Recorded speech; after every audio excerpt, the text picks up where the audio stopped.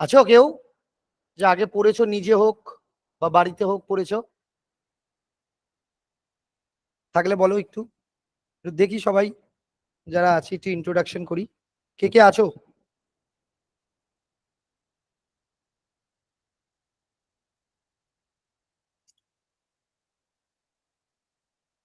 আচ্ছা, অনেকেই আছো দেখতে পাচ্ছি।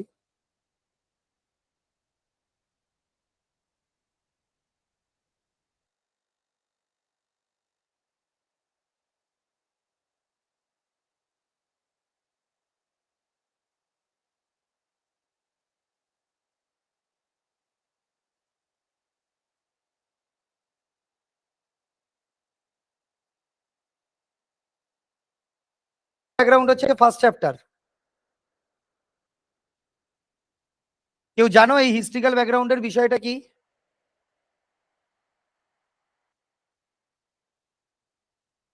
যে কনস্টিটিউশনের ফার্স্ট চ্যাপ্টার হচ্ছে হিস্ট্রিক্যাল ব্যাকগ্রাউন্ড, এর বিষয়বস্তু সম্পর্কে কারো কোনো আইডিয়া আছে?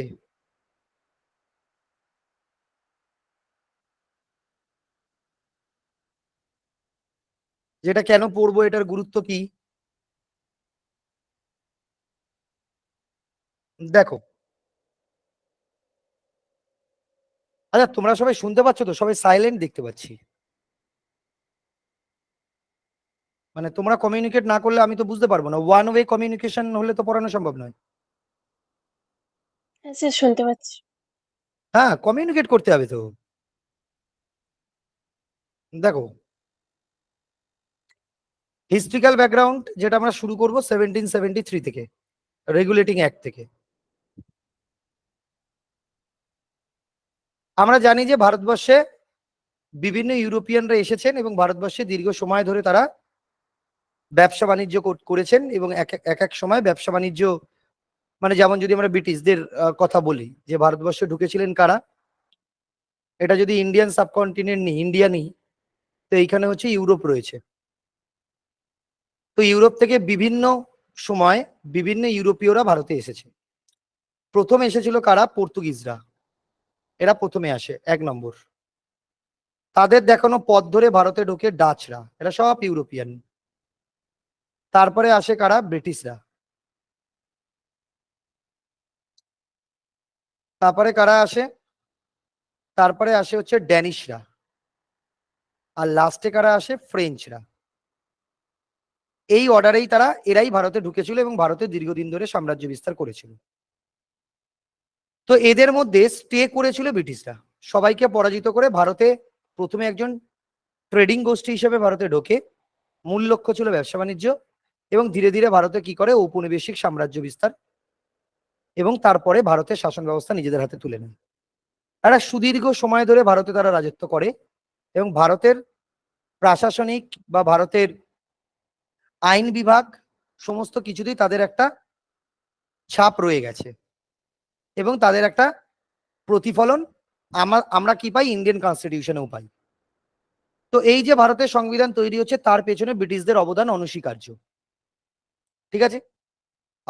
মানে ব্রিটিশরা খারাপ কাজ প্রচুর করেছে, নিজেদের স্বার্থে অনেক কিছু কাজ করেছে, কিন্তু তাদের স্বার্থে গড়ে ওঠা বেশ কিছু জিনিস বর্তমানে ভারতের রয়ে গেছে, এবং সেগুলো আমাদের কিন্তু বিভিন্নভাবে সাহায্য করে।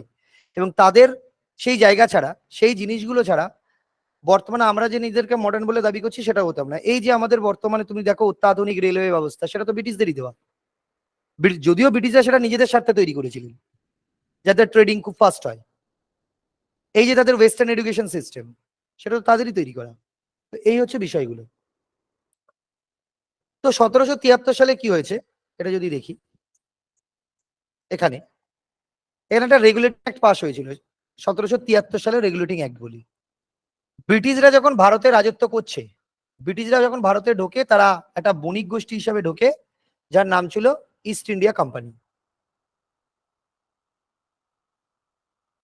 প্রথম দিকে তারা শুধুমাত্র তাদের মূল লক্ষ্য ছিল ট্রেডিং করা, এবং তাদেরকে মনিটরিং করতো, বা তারা কিন্তু সম্পূর্ণভাবে কার কাছে রেসপন্সিবল ছিল? তাদের দেশের পার্লামেন্টের কাছে, মানে ব্রিটিশ পার্লামেন্ট বা যেটা ইংল্যান্ডের যে পার্লামেন্ট, তাদের কাছে রেসপন্সিবল ছিল। যে তারা নিজেদের ইচ্ছায় কিছু করতে পারতো না, প্রত্যেক ক্ষেত্রে ব্রিটিশ পার্লামেন্টের পারমিশন লাগতো তাদের। এটা এই জায়গাটা বুঝতে লাগবে।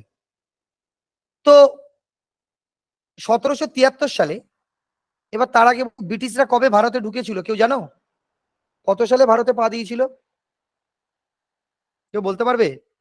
বা কে প্রথম কোন ব্রিটিশ ভারতের মাটিতে প্রথম পা দেয় কেউ জানো?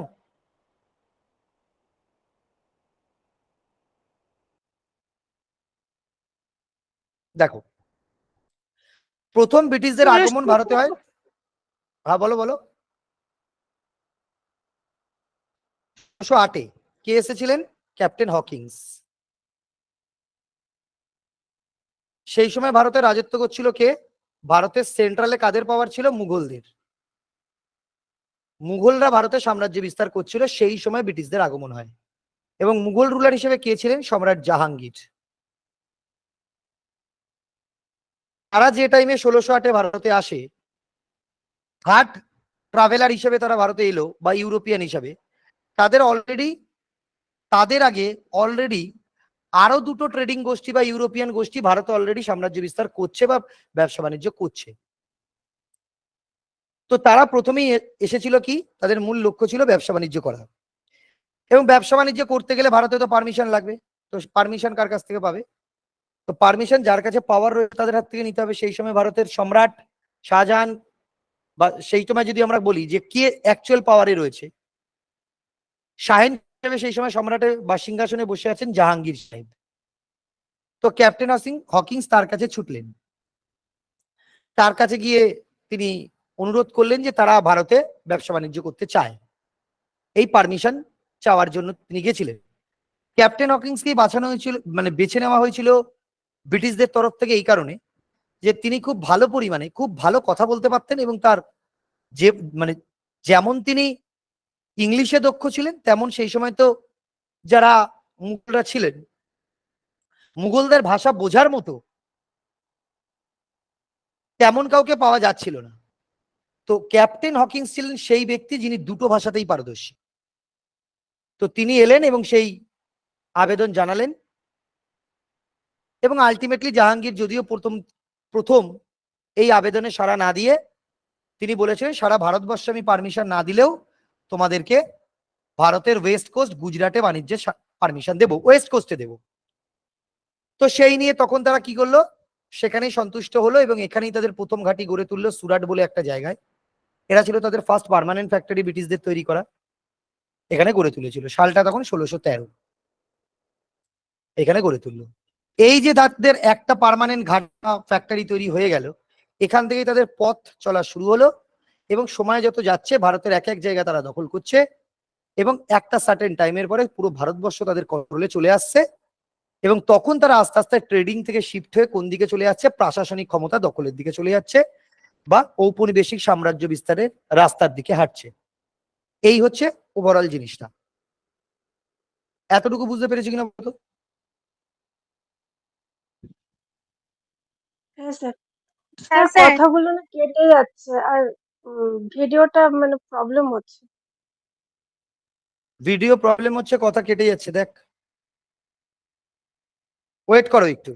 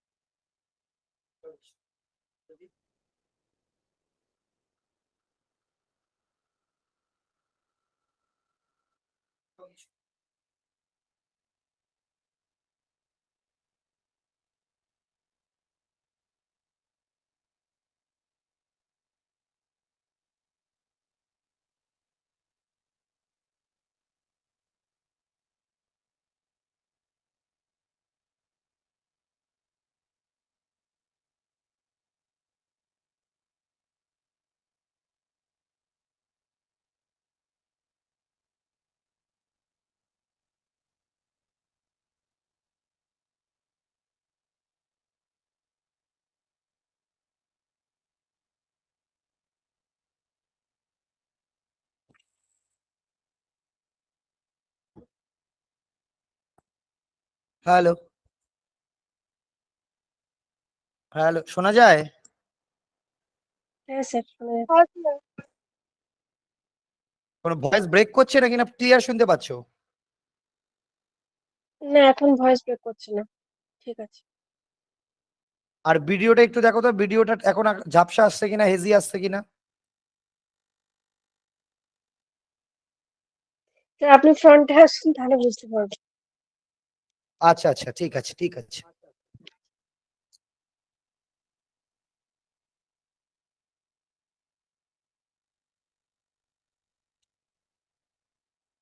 দেখো তো ভিডিও কি আছে।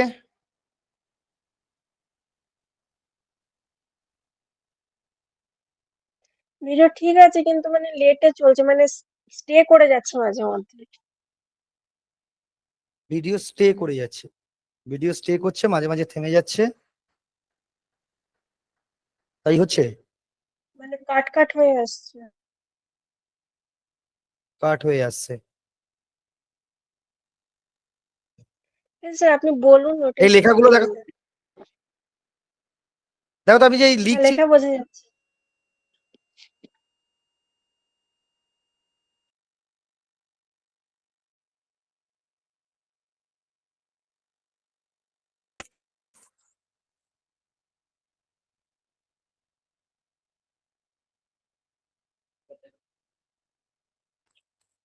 ওঠে না সাউন্ডে।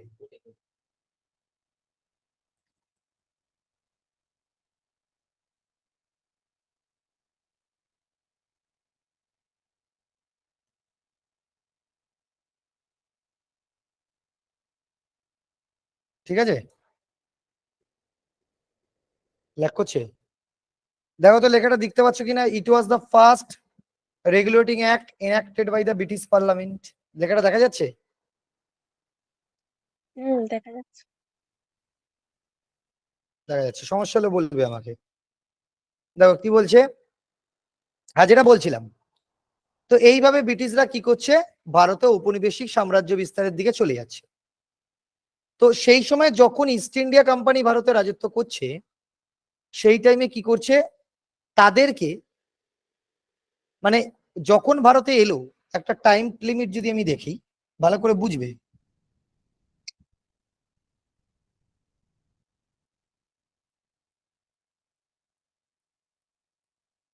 ইউরোপ থেকে মূলত এখানে হচ্ছে আফ্রিকান কন্টিনেন্ট, আফ্রিকা মহাদেশ, এই রুট ধরে প্রথমে পর্তুগিজরা ঢুকলো, তাদের পিছু পিছু ডাচরা এলো, তাদের পেছনে ব্রিটিশরা এলো, এইভাবে এলো। তো ব্রিটিশ যখন ভারতে ঢুকছে, ইস্ট ইন্ডিয়া কোম্পানি যখন ভারতে ঢুকছে, অলরেডি ভারতে পর্তুগিজদের ব্যবসা বা ডাচদের ব্যবসা চালু হয়ে রয়েছে। তাহলে একটু আমাকে বলো, ব্যবসায়িক দিক থেকে এরা একে অপরের প্রতিদ্বন্দ্বী না? কেউ চায় যে কেউ তার প্রতিদ্বন্দ্বী থাক? মানে আমি যদি, তুমি যদি একজন বিজনেসম্যান হও, তুমি কি চাইবে? যে তুমি মনোপলি করতে চাইবে। তোমার যদি কোনো কম্পিটিটর আসে, তাহলে সেখানে কি হবে? সেখানে নিশ্চয়ই সেটা তুমি ভালোভাবে নেবে না, হ্যাঁ কি না? না বুঝতে পারছো না? যে ব্রিটিশরা যখন নতুন ঢুকলো, একইভাবে পর্তুগিজ বা ডাচ তাদের মন মানে মনক্ষুণ্ণ হয়েছিল, তারা সেটা চায়নি যে ব্রিটিশরা আসুক। তাই তারা জাহাঙ্গীরকে জানিয়েছিল, জাহাঙ্গীর যেন এই ইস্ট ইন্ডিয়া কোম্পানি বা ব্রিটিশদের পারমিশন না দেয়। তো জাহাঙ্গীর দেখো পর্তুগিজদের কথা রাখতে এক প্রকার বাধ্য ছিল, কারণ জাহাঙ্গীরের অনুমোদন পেয়ে পর্তুগিজরা ভারতে ব্যবসা বাণিজ্য করছে। তার বিনিময়ে পর্তুগিজরা জাহাঙ্গীরকে তো হিউজ পরিমাণে রেভিনিউ দিচ্ছে, রাজস্ব দিচ্ছে। সেই রাজস্ব নিয়ে তো জাহাঙ্গীর তার যে কিংডম রয়েছে সারা ভারতবর্ষে বিভিন্ন উন্নয়নমূলক কাজে, সেগুলো তিনি খরচ করছেন, তো একটা হিউজ অ্যামাউন্ট তো দিচ্ছে, সেটা তো তার কাজে লাগছে। এই মুহূর্তে যদি নতুন একটা গোষ্ঠীকে পারমিশন দেয় ব্যবসা বাণিজ্যের জন্য, তাহলে পর্তুগিজদের সাথে তো জাহাঙ্গীরের সম্পর্ক খারাপ হবে। তিনি বলবে যে আমরা আগে এসেছি, আপনাকে এত রেভিনিউ দিচ্ছি, আপনাকে বারণ করা সত্ত্বেও যখন আপনি পারমিশন দিচ্ছেন, তাহলে আমরা আর আগের মতো রেভিনিউ দেব না।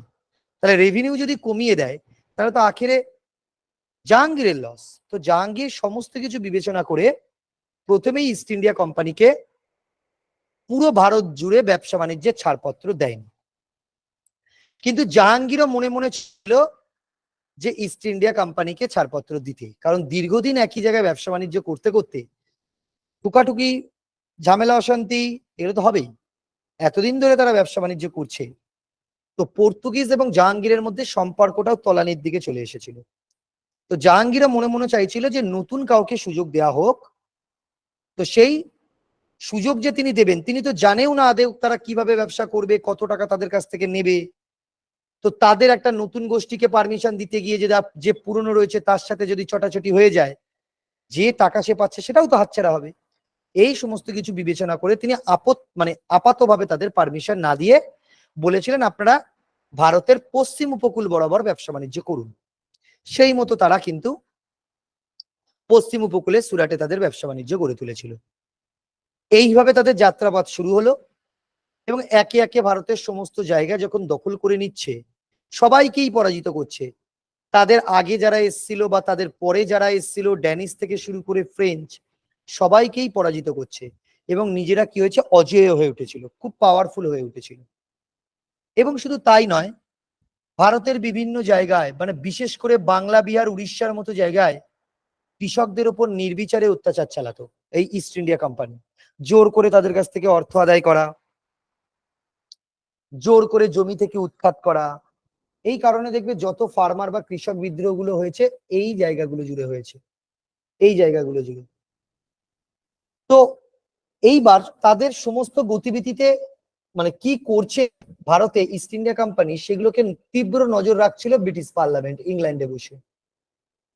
তো ইংল্যান্ডে বসে ব্রিটিশ পার্লামেন্ট এটা লক্ষ্য করলো যে ভারতীয়দের উপর সীমাহীন অত্যাচার করছে ইস্ট ইন্ডিয়া কোম্পানি। কারণ ব্রিটিশ পার্লামেন্টের একটা উদ্দেশ্য ছিল যে ইস্ট ইন্ডিয়া কোম্পানিকে ভারতে পাঠিয়ে তাদের মাধ্যমে পুরো ভারতকে ক্যাপচার করবে, এটা তাদের লক্ষ্য ছিল। কিন্তু সেই লক্ষ্যে দিন দিন ধরে সেই লক্ষ্য কি হচ্ছে, ভ্রষ্ট হচ্ছে। কারণ ভারতবাসীদের উপর দীর্ঘদিন ধরে যদি অত্যাচার করো, তুমি যে জায়গাটাকে দখল করবে, যে জায়গায় তুমি সাম্রাজ্য বিস্তার করবে, সেই জায়গার মানুষকে চটিয়ে তুমি কি করে করতে পারো? তো ব্রিটিশ পার্লামেন্টের ভয় ছিল এই যে তাদের সীমাহীন তোষণ শোষণ নীতি চলছে ভারতীয়দের ওপর, কোনো একদিন ভারতীয়রা সমবেত হয়ে, সংঘবদ্ধ হয়ে ব্রিটিশ সরকারের বিরুদ্ধে অস্ত্র ধারণ করবে। হয়তো সেই দিন ব্রিটিশ সরকার তা প্রতিহত করতে পারবে না। তাই আগে ভাগে সেই ধরনের পরিস্থিতি যাতে তৈরি না হয়, তাই জন্য ইস্ট ইন্ডিয়া কোম্পানিকে কন্ট্রোল করার একটা দরকার ছিল, যাতে তারা এই সীমাহীন শোষণ তোষণ না চালাতে পারে। তার জন্য ব্রিটিশ পার্লামেন্ট কি করলো, 1773 সালে একটা কেন্দ্রীয় আইন নিয়ে এলো। এই আইনের উদ্দেশ্য কি? এই আইনের উদ্দেশ্য হচ্ছে টু কন্ট্রোল অ্যান্ড রেগুলেট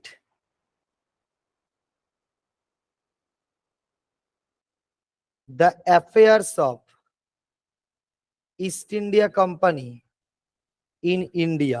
যার উদ্দেশ্য হচ্ছে কাকে কন্ট্রোল করা, ইস্ট ইন্ডিয়া কোম্পানিকে এবং তাদের সমস্ত কার্যাবলীকে কোথায়, ভারতে কন্ট্রোল করার উদ্দেশ্যেই এই আইনটাকে ব্রিটিশ পার্লামেন্ট নিল।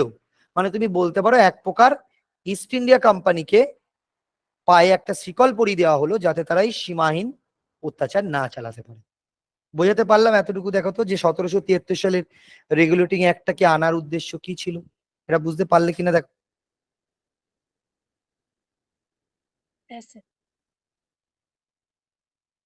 ক্লিয়ার হয়েছে সবার? কোনো ডাউট নেই তো?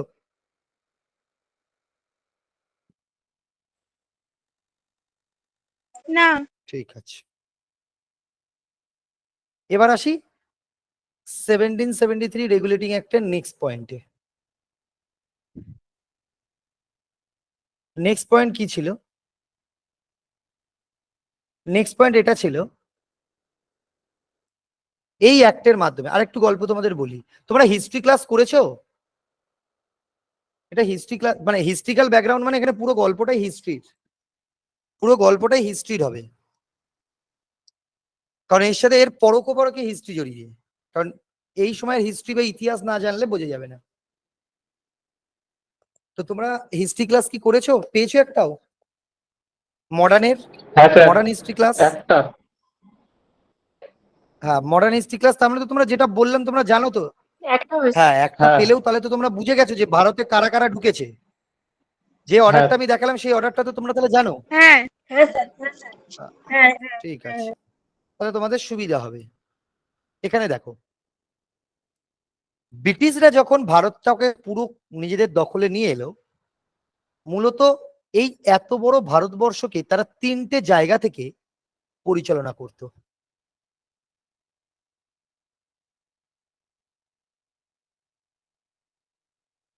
এই জায়গাটার নাম হচ্ছে বেঙ্গল, এটা হচ্ছে বম্বে,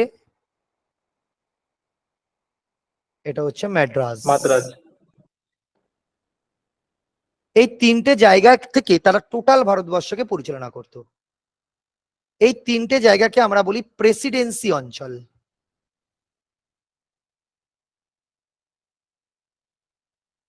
বেঙ্গল প্রেসিডেন্সি, বম্বে প্রেসিডেন্সি, এই বেঙ্গল প্রেসিডেন্সি, মাদ্রাস প্রেসিডেন্সি আর বম্বে প্রেসিডেন্সি। এই তিনটে জায়গা থেকে মনিটরিং করতো এবং তিনটে জায়গাতেই একজন করে গভর্নরকে দায়িত্ব দিয়েছিল তারা যেন নিজের এলাকাগুলো ঠিকঠাক দেখে। কিছু এলাকা মাদ্রাজে, সাউথের পুরো পাটটা, এই দিকের পাটটা বম্বের আন্ডারে, এই দিকের আন্ডারে রয়েছে বেঙ্গল। তো সেইগুলোর জন্য প্রত্যেক প্রেসিডেন্সিতে একজন করে গভর্নর ছিল। তাদেরকে আমরা কি বলতাম? Governor of Madras, governor of Bombay, governor of Bengal. এবার এইগুলোর মধ্যে, তিনটে প্রেসিডেন্সির মধ্যে হেডকোয়ার্টার ছিল বাংলা। বাংলা ছিল হেডকোয়ার্টার, এটা মাথায় রাখবে ব্রিটিশদের। তো এই টাইমে কি করা হলো, 1773 সালে এই অ্যাক্টে বাংলার যিনি গভর্নর আছে, গভর্নর অফ বেঙ্গল, তাকে প্রমোশন দিয়ে গভর্নর জেনারেল অফ বেঙ্গল করা হলো।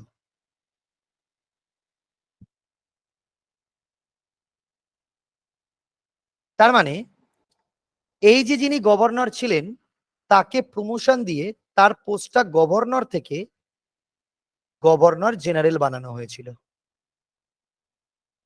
এই বানানো হলো।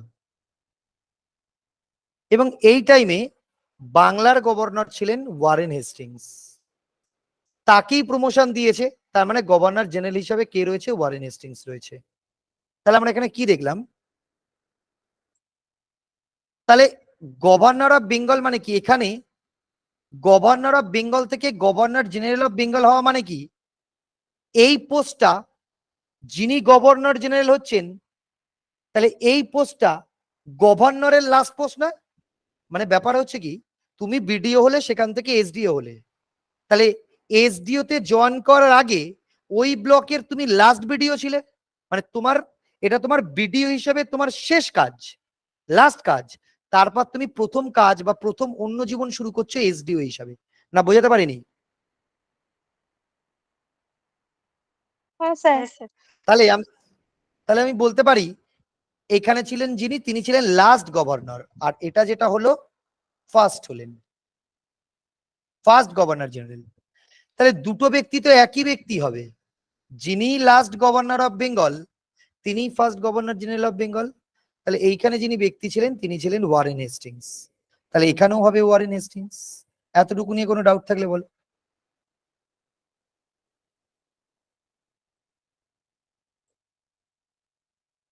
ঠিক আছে স্যার। তাহলে এখান থেকে প্রশ্ন দেয়, হু ইজ দা বা who was the last governor of Bengal? Warren Hastings. Who was the first, who was the first governor general of Bengal? Warren Hastings. বোঝাতে পেরেছি তো? হ্যাঁ স্যার। ঠিক আছে, এবার এখানে নেক্সট পয়েন্টে আসি। নেক্সট পয়েন্ট কি? নেক্সট পয়েন্ট এটা, নেক্সট পয়েন্ট এখানে এটা হয়েছে, এই পেজটা আমরা জানলাম, দুটো পয়েন্ট পড়লাম। এখানে কি হয়েছিল? এই 1773 অ্যাক্টেই 1774 সালে গড়ে তোলা হয়েছিল সুপ্রিম কোর্টকে। কোথায়? ক্যালকাটাতে।